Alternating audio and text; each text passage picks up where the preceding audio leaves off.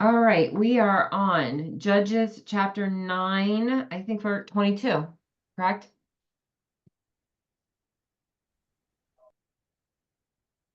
Yes, or through, we pick up at 22. So this next section is long.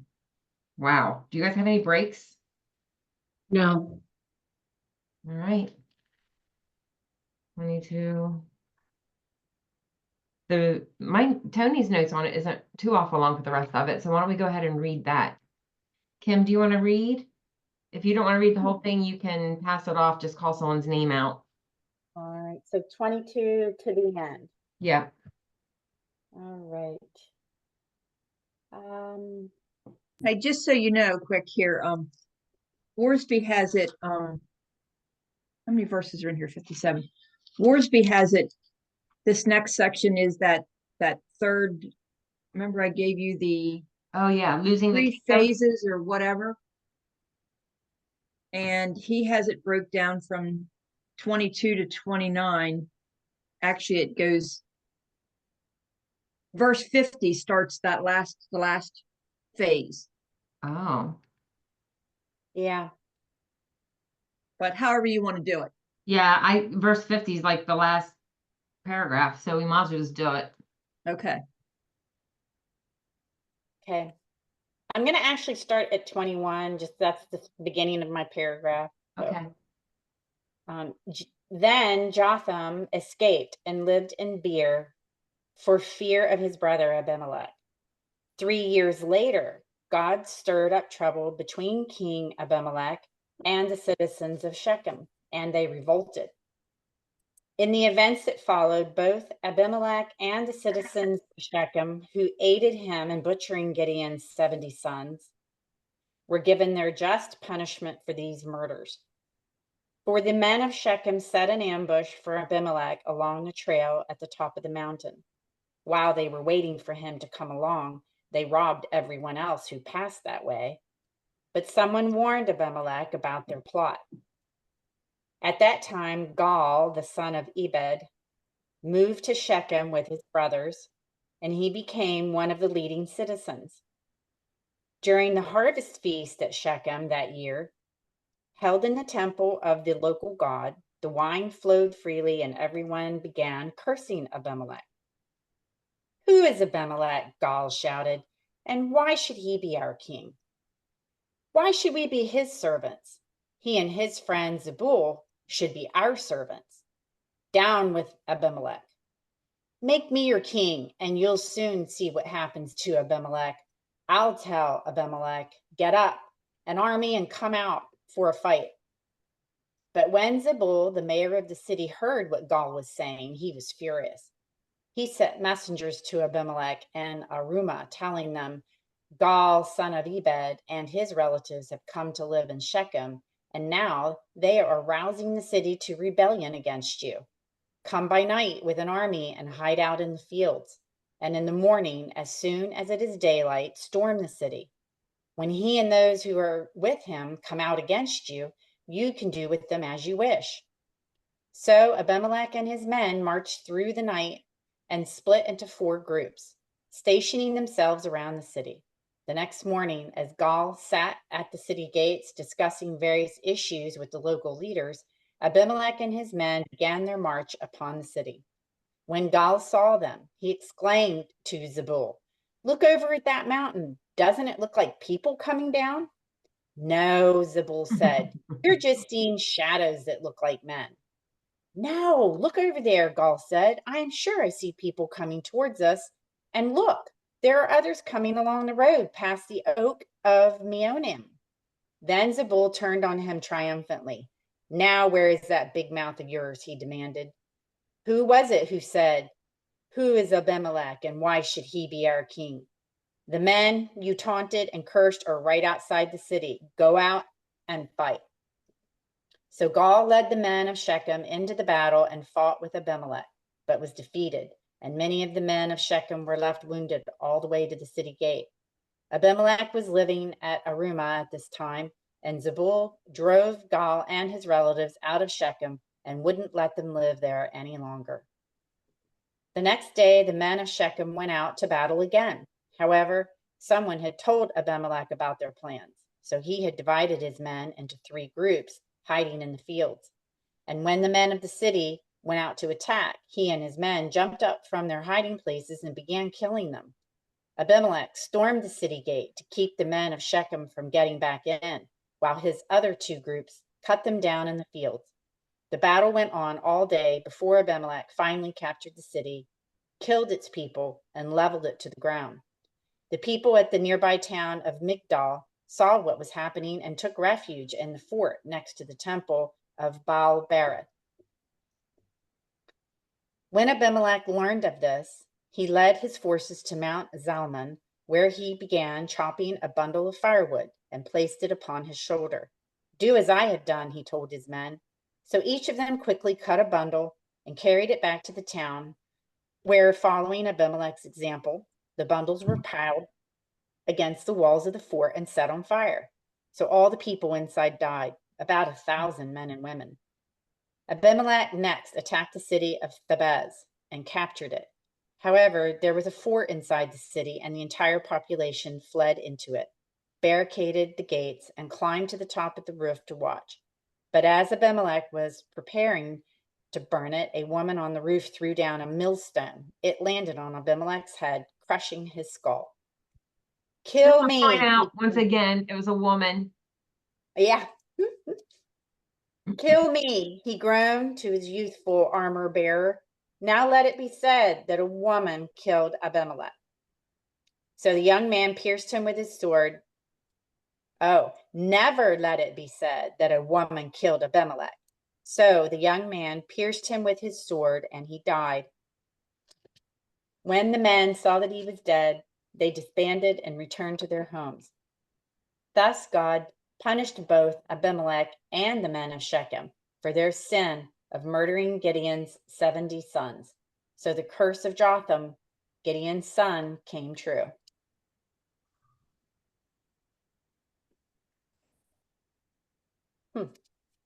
Very interesting.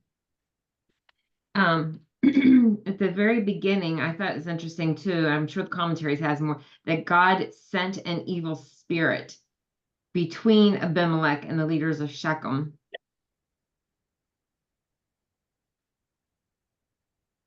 I wonder what the significance was for waiting 3 years to do that. Yeah, maybe getting the right people in place. I mean, I think when we look back over the last 4 years, there is a lot of death that's happened that I'm sure God cannot be happy about.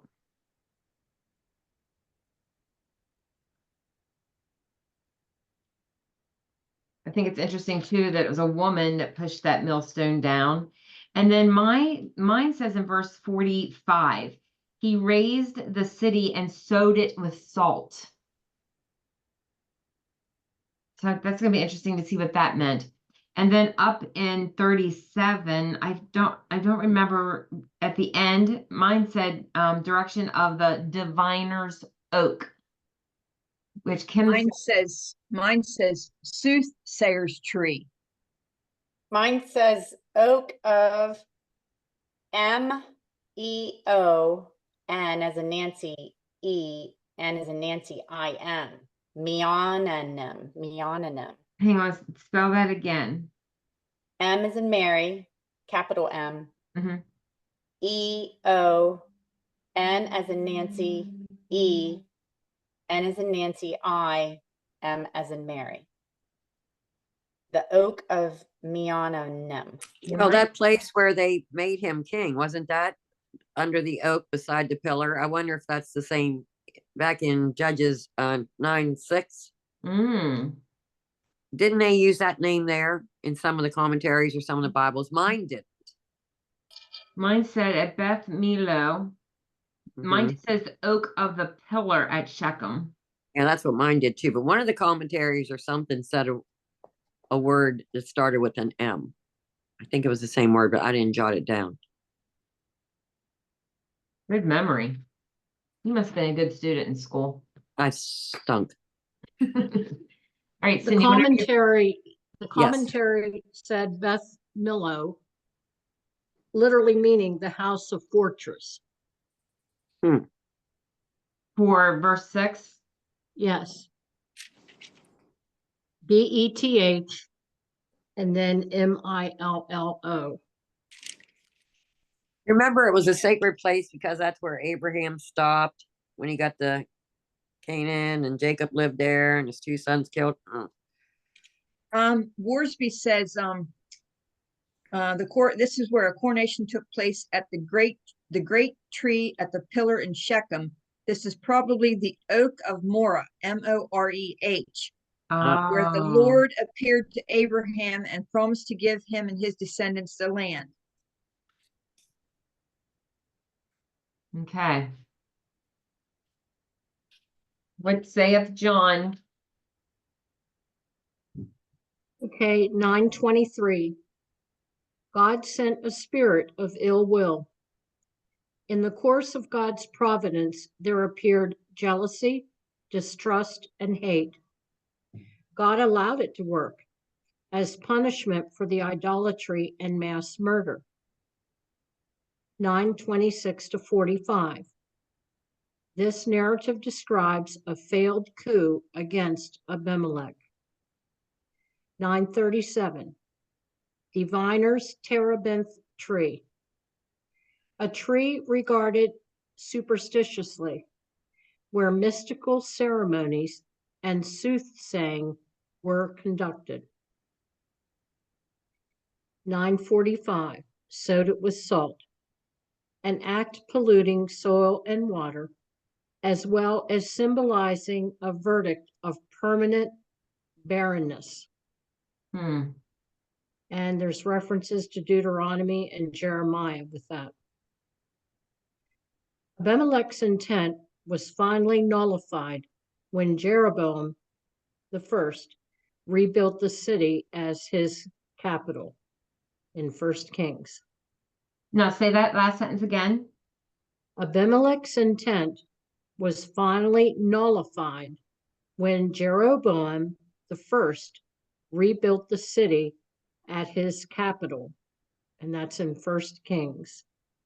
Wasn't Jeroboam Solomon's son? 1 Kings.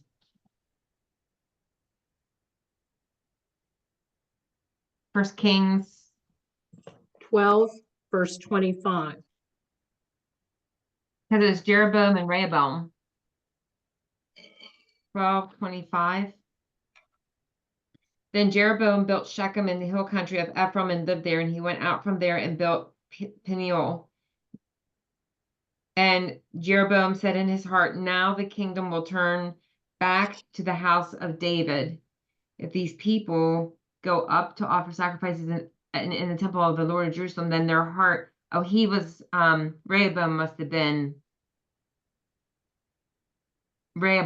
have been Solomon's son, because Jeroboam's the one, if you remember when we were in Isaiah, he didn't want the people to go back up there because he thought they would then worship that king. Interesting. You know what's kind of interesting to me? Mine doesn't say about an evil spirit being sent. It says 3 years later, God stirred up trouble between King Abimelech and the citizens of Shechem. And I think he used, he specifically, so Gaal didn't, maybe the 3 years went by because at that time, Gaal, the son of Ebed, moved to Shechem with his brothers and became one of the leading citizens. So maybe that whole waiting period was giving Abimelech maybe a chance, or the people of Shechem a chance to turn away from their ways, and also Gaal and his brothers moved in there, and this whole situation wouldn't have started because he wouldn't have been bloviating under the influence about how he should be the king. Did it say where Gaal was from? It just says the son of Ebed. Maybe,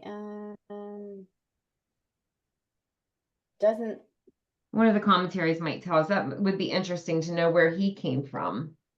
so God, I wonder if God specifically used Gaul, that's how he stirred up the trouble between them. Yeah, Tony says he used the devil to mess up a situation that offended his will. So in other words, he allowed the devil to move in that situation to mess it up from his intentions, which he'll do for us too. All right. Jeroboam is the son of Nebat. Oh, okay. From Zeradia in Manasseh. So Jeroboam was the son of Nebat, and then Rehoboam was the son of Solomon. Because they became kings in Israel and then Judah. Remember, there was a northern and southern tribes.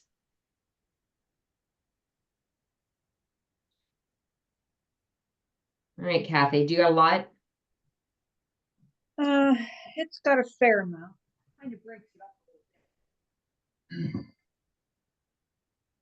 little bit. Defending the kingdom, verses 22 to 29. After 3 years of relative success, Abimelech found himself in trouble. It's one thing to acquire a throne and quite something else to defend and retain it. The citizens of Shechem, who had helped crown him king, began to give him trouble, as well as an intruder named Gaul. All of this was from the Lord, who was about to punish both Abimelech and the men of Shechem for the slaughter of Gideon's sons. Though the mills of God grind slowly, yet they grind exceeding small. That was by Longfellow. The activities of at least 3 days are described in 3 sections. So we have day 1, which is verses 25 to 33. The boasting of Gaul. The Lord created a breach between the king and his followers, so much so that the Shechemites started to work against the king. They began to rob caravans that passed by the city on the nearby trade routes. Abimelech was living in Arumah, verse 41. And the activities of these bandits were robbing him of both money and reputation. The merchants would hear about danger, take a different trade route, and not have to pay Abimelech whatever tariffs were usually levied upon them. But even more, the word would get out that the new king couldn't control his people and protect area business. Into this volatile situation stepped the newcomer, Gaul, son of Ebed, a man who knew a good opportunity when he saw it. In a short time, he gained the confidence of the men of Shechem, who were already unhappy with their king. And when a crowd was gathered to celebrate a harvest festival, Gaul openly criticized Abimelech's administration. He reminded the people that their king had a Jewish father, while they were sons of Hamor, not sons of Jacob. The plank in Abimelech's platform that he thought was the strongest turned out to be the thorn in his flesh. His approach in verse 29 was effective. Gaul was living in Shechem while Abimelech was living in Arumah. The people could tell Gaul their problems, and he would give them the help they needed. But how could they go to Arumah for help? Years later, Absalom would use this same approach and steal the hearts of Israel. Gaul closed his festival address by saying, "I would say to Abimelech, call out your whole army." It was a challenge that he dared the king to take up. Abimelech's representative in Shechem was Zebul, who wasted no time getting the information about Gaul to the king. Not only did Zebul share the contents of the speech, but he also gave the king some strategy for dealing with this boastful intruder. Zebul would be working for the king within the city, and the king would gather his troops outside the city. Day 2, the defeat of Gaul, verses 34 to 41. Abimelech used some of Gideon's strategy in verse 34, although he didn't have Gideon's faith or the weapons Gideon and his men used. You get the impression that Zebul had convinced Gaul that he was his friend, for Gaul actually believed the lies Zebul told him. As the 2 men stood by the gate early that morning, Abimelech was setting the trap, and Zebul was going to put in the bait. When it was obvious that an army was attacking Shechem, Gaul had to act. In the decisive words of American slang, he had to put up or shut up. If he hid in the city, he would have lost his following, been disgraced, and eventually caught and killed. If he tried to run away, Abimelech's men would have chased him and killed him. All he could do was gather his followers and go out to face Abimelech.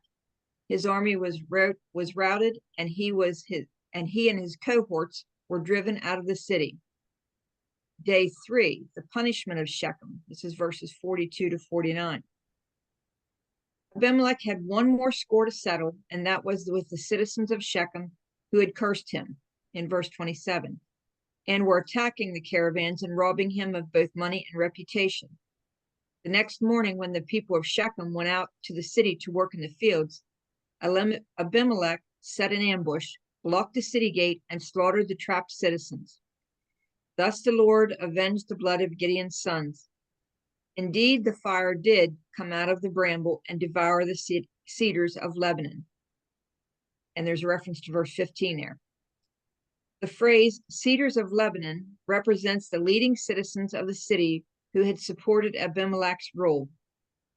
In order to make sure the city didn't rebel against him, Abimelech destroyed it and sowed salt over it.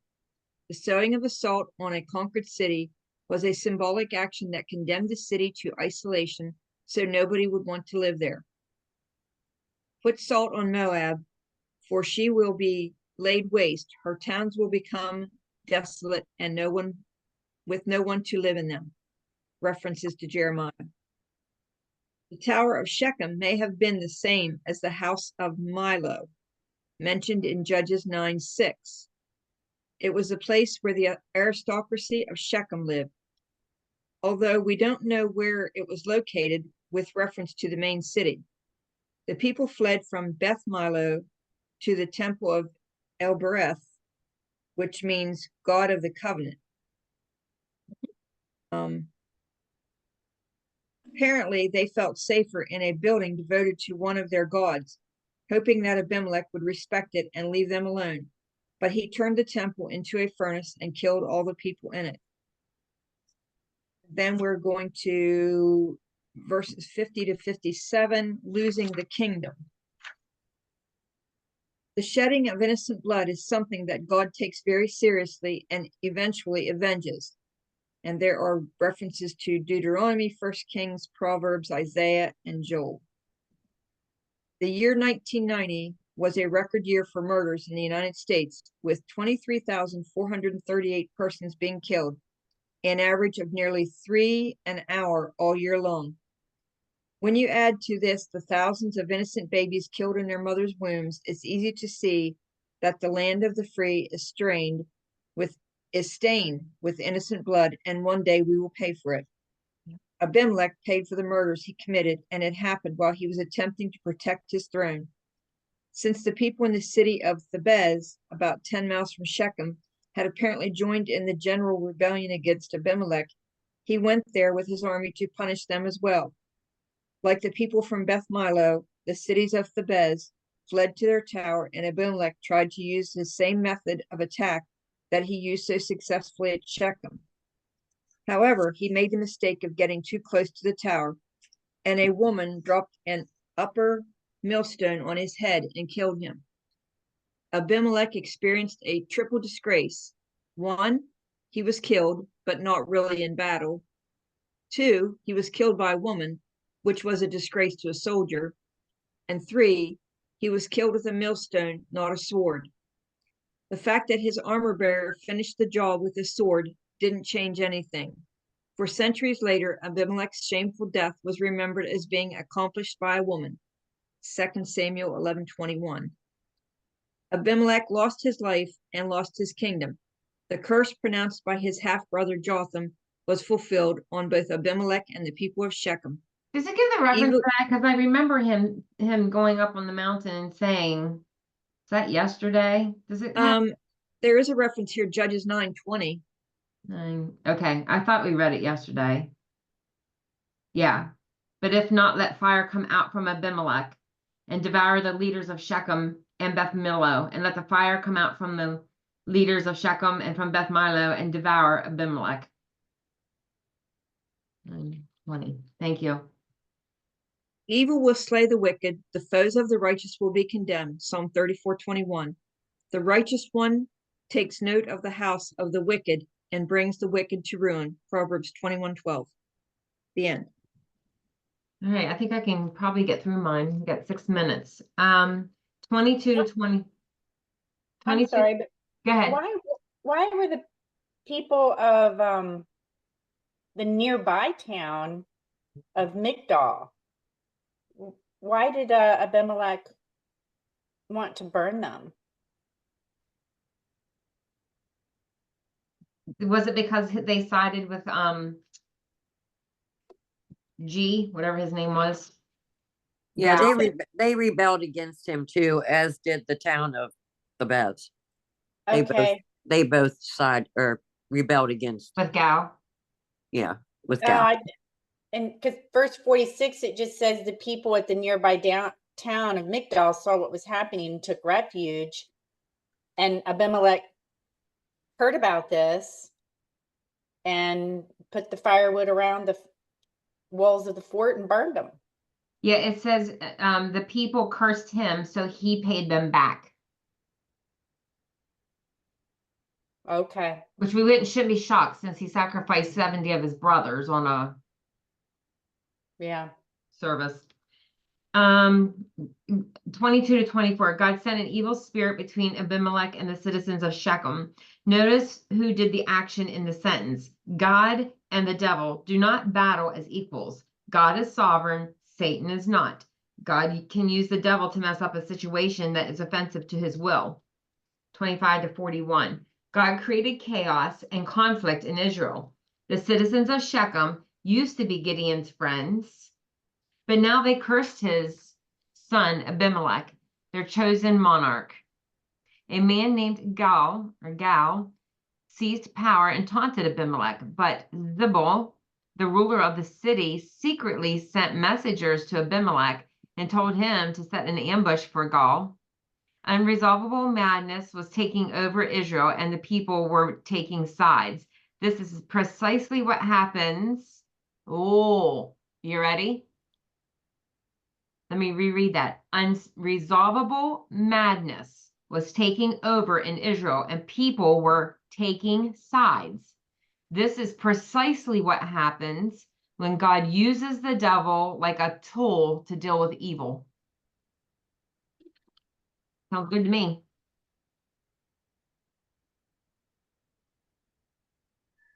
42 through 49. Abimelech caught most of the people of Shechem outside the gate and slaughtered them. Meanwhile, their local leaders holed up in the temple of El-Berith, meaning God of the covenant, because they thought their God would protect them when Abimelech set fire to the temple and everyone died. There could be no doubt that this so-called deity was powerless. Thus, Jotham's curse, may fire come from Abimelech and consume the citizens of Shechem, was fulfilled. But this was only the first half of the curse. The fulfillment was the second half of the curse that would see Abimelech was destroyed too. 50 through 55. What goes around comes around. Maybe not today, maybe not tomorrow, but one day. Abimelech, continuing his rampage, went to destroy Thebez. As the people of that town huddled on the roof of their tower for protection against the invasion, Abimelech approached. Then a woman above threw the upper portion of a millstone on Abimelech's head and fractured his skull. As Abimelech realized the severity of his injuries, he called on his right-hand man to kill him so that people would not say that he had been killed by a woman. Nevertheless, though his armor-bearer obeyed his request, Scripture reports the truth of his embarrassing end. Once again, in the book of Judges, a woman brings end to a godless man. 56 and 57. Why did all this happen? Because God brought back Abimelech's evil on his own head. God did not forget the man had slain his 70 brothers. God also brought back the men of Shechem all their evil and helping him do it and naming that wicked man king. Oh, so not only was the king paying, but also all the people that supported him. That's interesting. Thus, the curse of Jotham, son of Gideon, came upon them. That righteous man, Jotham, had gone to the place of blessing and called on God to show justice. And in his perfect timing, God dealt justly with the situation. Dun, dun, dun. As he will today. I just read something interesting here. There was a note that I hadn't read. It says twice we are told that Abimelech killed 70 men in verses 18 and 56. But if Jotham escaped, only 69 were killed. But this is no more an error than are John 20:24 and 1 Corinthians 15:5, both of which call the band of disciples the 12 at a time when there were only 11 apostles. So he doesn't explain it. No, not really. I mean, I kept thinking that kind of like, okay, he killed 70. But it had originally said 69. Right. But Super, like, fascinating story.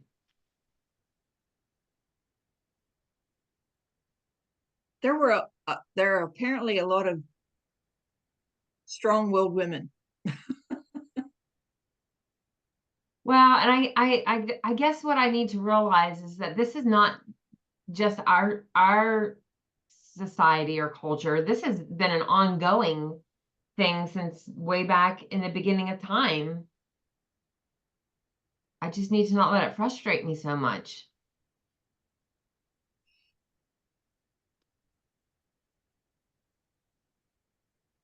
Any other thoughts?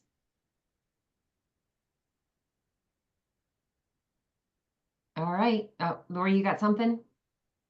Nope. I was just gonna say God's in control. Yes, he is. And like you said, we can't understand it now. I don't even know if we'll understand it next week. But trust, he knows what he's doing. We just have to be patient and just trust in him and just do our part. Yep. That's my verse is Proverbs 3:5-6 is trust in the Lord with all thine heart, because we Mhm. get caught up on trying to lean He on can our solve it all. understanding and not his with everything. He's Yeah, like sovereign. keeping our focus on him and not what Satan's doing. Mhm. All right, ladies, this concludes reading of God's word for today. We'll pick back up tomorrow on chapter 10. Call me tonight, Julie.